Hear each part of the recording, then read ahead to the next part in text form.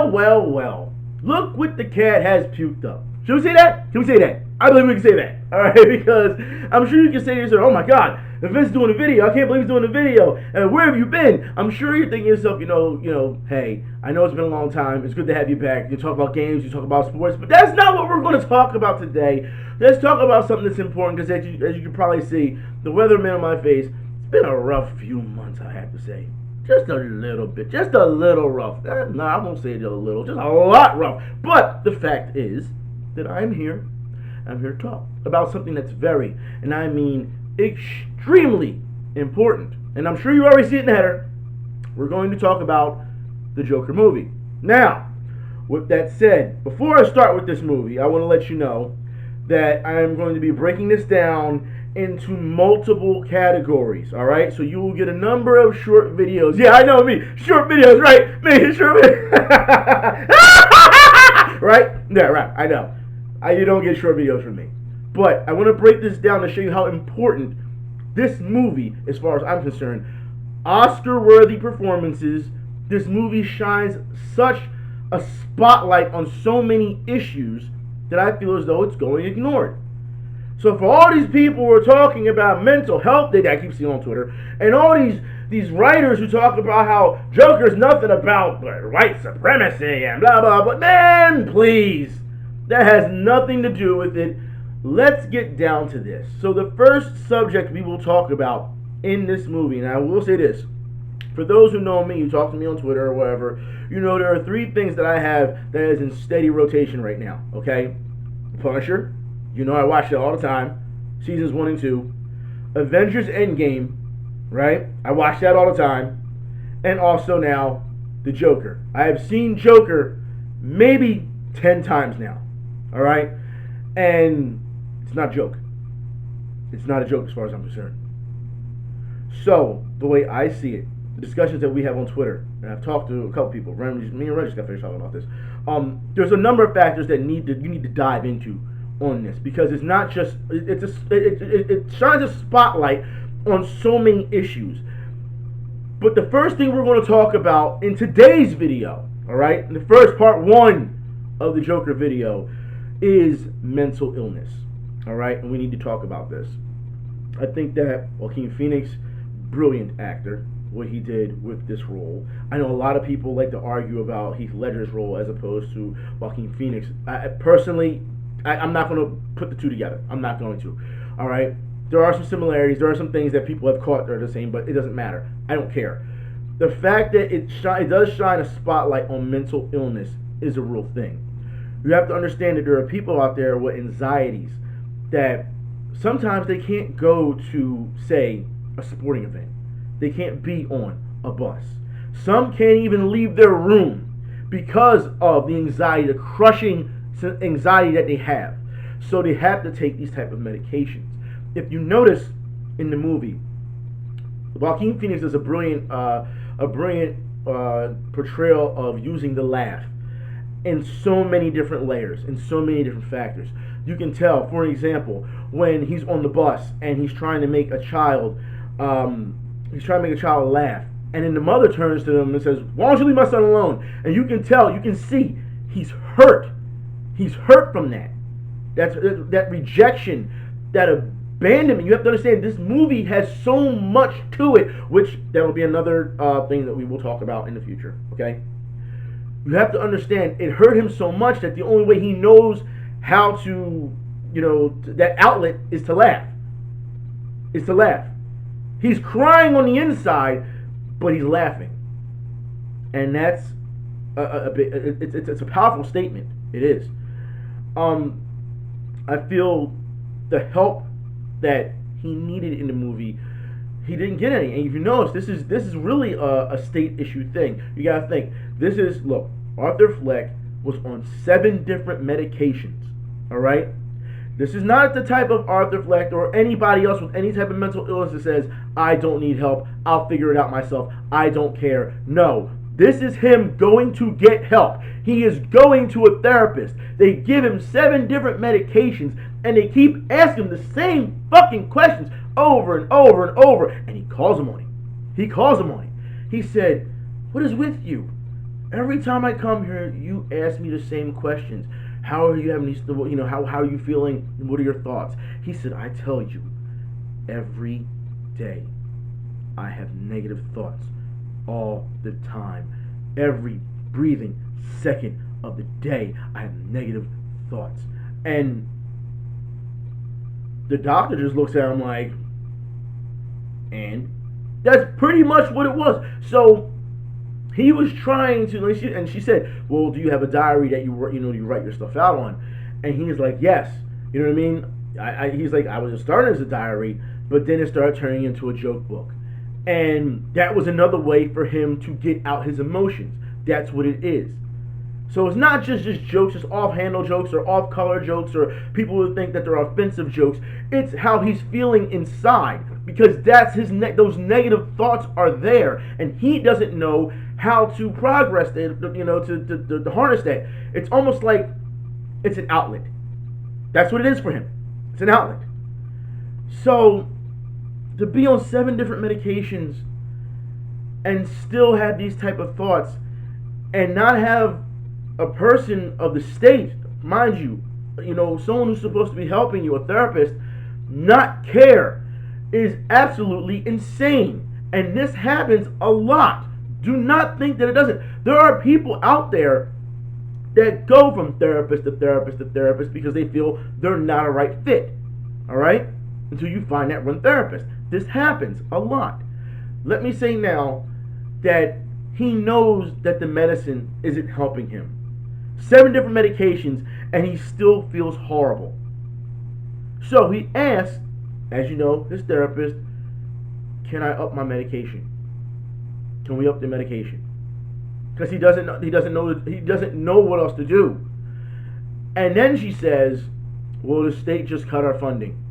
This will be the last time you'll see me. What about my medication?" You're asked out. So you're taking a person who is mentally unstable on 7 different medications and cold turkeying them. That's what you're doing. So now he has to find a way to try and figure himself out through this maze of confusion. Because that's what it is. The anxiety, that crushing anxiety, and this condition that he has, if you want to call it a condition, and we can talk about that later in other parts of this, of this series. Okay? Arthur has a problem with being slightly delusional. And this happens a lot with anxiety as well. It's almost like a ladder. It goes up, it goes up, it goes up. He meets a girl randomly on the elevator, and she makes a gesture or whatever, and he gestures back to her. Before you know it, he feels as though, okay, I'm going to go do stand-up. And here's the beauty of the stand-up that he does. It shows so much pain. You have to understand that this movie challenges you in so many ways. When I went to go see this movie, I said to myself, all right, because I was supposed to go with a bunch of friends, and they backed out because they had other things to do. Fine, I'm going by myself. I want to see this by myself. I said to myself, because for those who don't know, I'm on medication too. Some of y'all know, but whatever. If you don't know, now you know. I went into this movie without medication and said, I want the truth. I want to see what this is about. Because after watching the previews, I thought to myself, let's do this. Let's see what it can, what can they do? And the movie throws it in your face. It's like taking your face, sticking it in the mud, and saying, this is the truth, deal with it. And that's what it does. It's a very powerful movie. So, watching Arthur Fleck get up there and stand up, and the first thing he does, first off, social anxiety kicks in. There's so many people, he's in the spotlight. He doesn't know how to react to that because it's his first time doing it. So he starts laughing. And as soon as he starts to joke about how he hated school, you can see the pain in him that he keeps laughing. He even turns away from the microphone and laughs. And he gets to the point where he laughs so much that he holds his throat because it feels like it's choking him because of the fact of what he's going through. It's suffocating. That anxiety. And no one notices this. That's what I'm trying to feel. I'm like, yo, do you not notice this? Now, the beauty of all this is that when I got to the theater, right, I didn't have a theater that had, oh, well, these signs and extra security and all this other BS. I didn't have all that, all right? But the fact that I was the first one in the theater, and then afterwards it got kind of packed or whatever, and as time went on, you saw the anxiety just build. It was building. It was building. It's like, and you have to keep asking yourself, can you relate to it? Have you been through this? Is this the step that you went through? If you had some anxiety, has it gone to this level? Okay, has it gone to this level? Okay, how far has it gone before you look at yourself and say, I'm not far away from snapping? So you have to look at yourself. You're literally the movie is literally putting yourself in Arthur's shoes, and I think that is the beauty of this movie. It challenges you to be more humane to each other. Alright? That's what it does. And I understand when he bombs on stage because of course they put in the fake applause and all this and the girl is sitting there. But you know because he's getting to that point where he's such a loner that he feels that she's actually with him. So there's times where he's out and he thinks she's next to him and she's not there. She's not there. He's feeling so great about himself. I'm going to walk into her house and I'm just going to make love to her or whatever. That's not real. It's not real. In here it is. But it's not. The constant anxiety that he went through. Some of the lies, notice also, and I want to stress this, at work. Alright? We know that he went through things at work. He was bullied outside with a sign. They took his sign. He tried to chase the kids down. They broke it over his head. They beat him up. And then when he gets back to work, they accuse him of stealing the sign and keeping it. Why would he keep it? And I agree. Why would he keep a sign? What am I going to do with that? And then the guy he's like, I don't believe you. You're a liar. And then if you notice in that scene, he starts talking about some of the guys. He said, I like you. I don't know why I like you, but some of the guys are creeped out by you. And if you notice in that scene, it gets a little audible. He's not really listening to what he's saying. He's just sitting there and smiling like, yeah. That's all he's doing. Yeah. But he's not listening. And the screen starts shaking because that is his mental state at that point. Arthur is not I can't say that this movie tries to make him a sympathetic figure as much as it tries to make you feel you should have a good long look in the mirror and say, hey, can I relate? Not sympathize, relate. There's a difference. You can feel sorry for somebody and not relate to what they're going through. You know what I mean? I think that Arthur, when he gets to a point, and I don't want to go too far because, like I said, we still have a lot to talk about. There's a number of issues we need to talk about in this movie. Like I said, I've got at least 5 or 6 different issues, so you're gonna get like 5 or 6 different videos of this. He talks about when he goes to talk to Thomas Wayne, and he just talks about how everyone's so rude. Why is everyone so rude? Why? Where's the decency? I don't want anything from you. Maybe a little bit of warmth. Even if you don't believe that Thomas Wayne at the time had something with his mother and that he's his dad and all this, we'll talk about it later. Spoilers, I know. Like I said, I will be spoilers. It'll be on the on the top, so you don't have to worry about it. But it's the fact that the dialogue between those two, all he's asking for, he's like, look, I don't want anything from you. I just want you to be kind to me. That's it. Nobody, if you notice, in this movie, there's one person that's kind to him. This entire fucking film. And it was the one guy who worked with him who was a little person. And you notice, he let him go.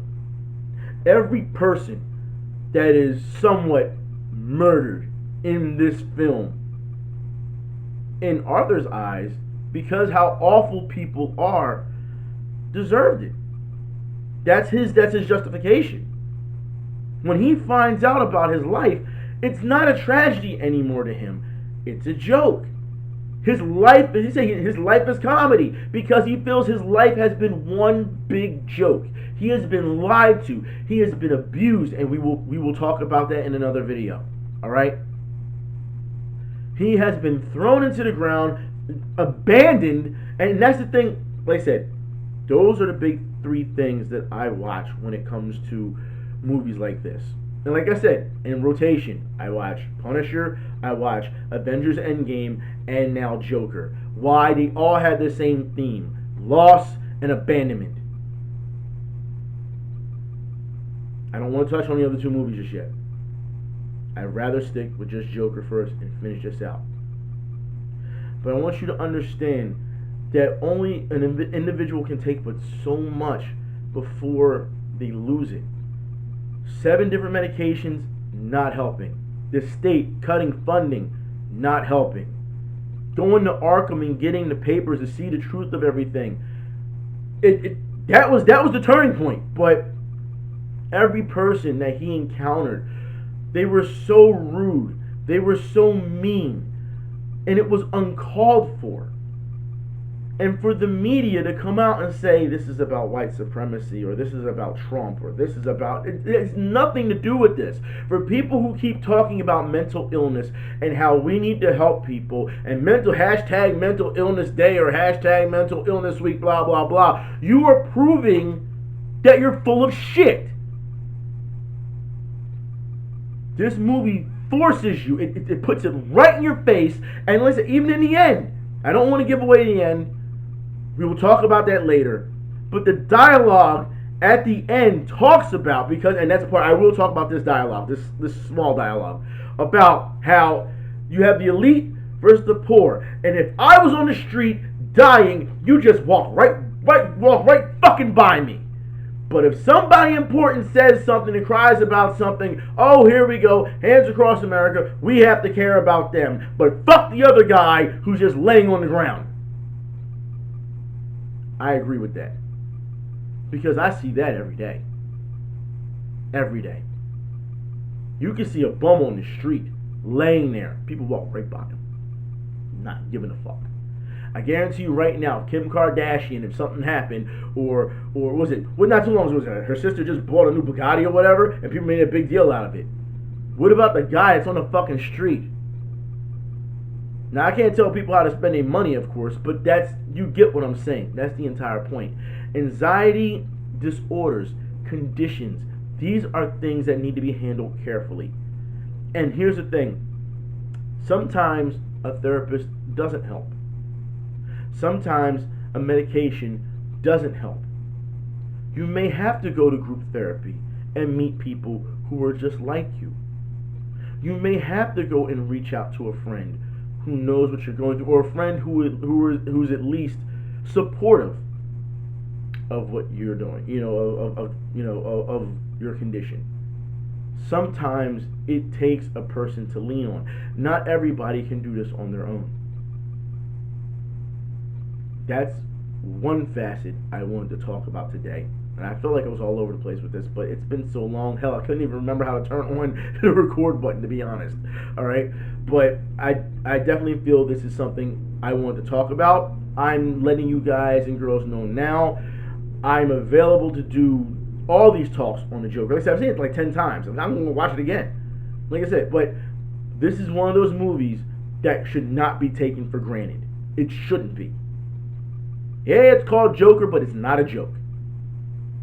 There are so many things. We haven't talked about the impact of society. We haven't talked about the impact of bullying. We haven't talked about the impact. Like I said, there's so many things from this movie that makes you say, hey, wait a minute. You know what I mean?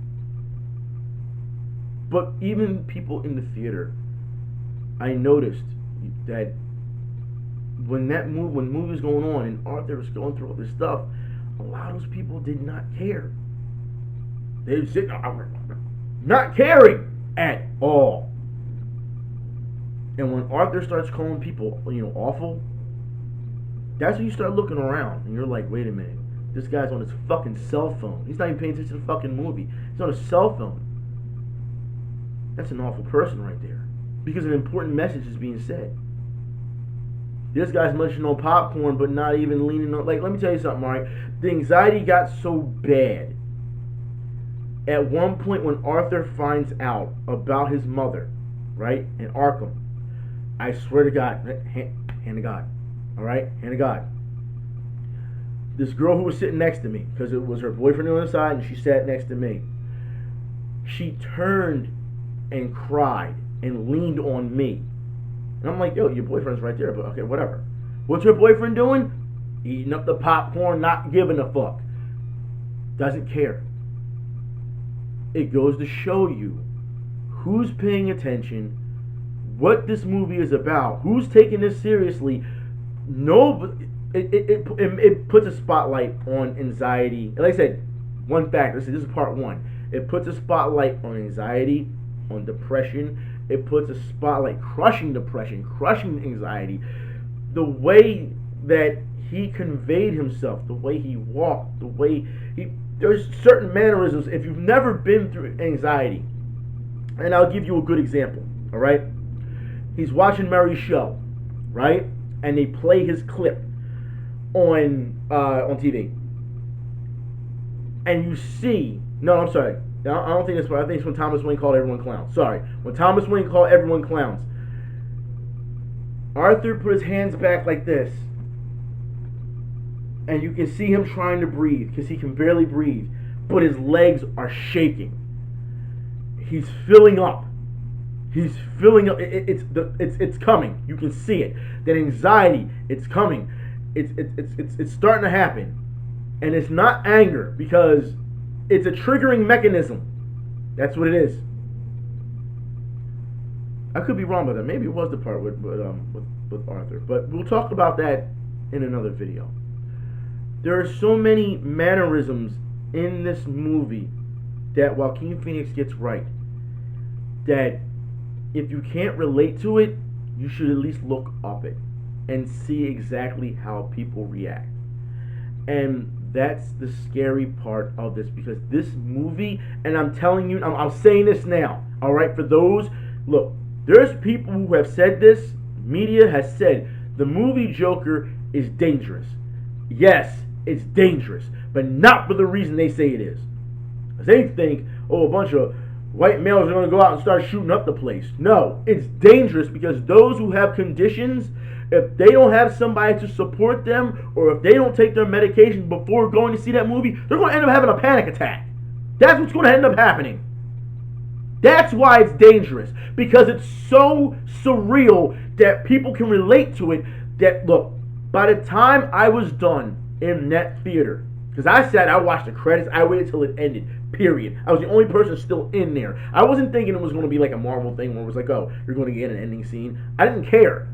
I just went to sit there for a minute and process what I just saw. And at the end of it, I said to myself, I need some air. And I felt sad. And that's what the movie really is about. It's about society. I know we live in a society. It's real now, okay? Failing a person who needed so much help, who reached out for so much help, and all he wanted to do was make people laugh and bring smiles on people's faces, because as we know in his childhood, he never had that, ever, ever. We'll get into that in another video, okay?